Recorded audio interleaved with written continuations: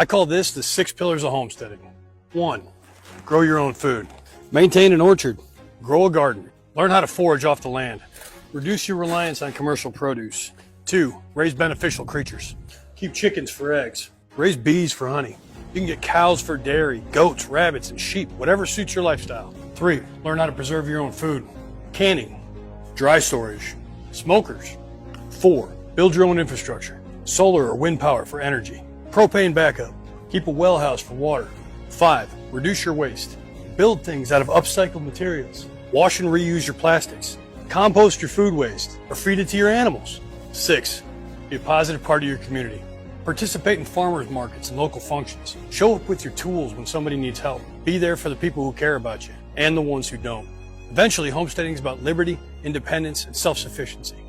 So whatever you do, do it as your genuine self.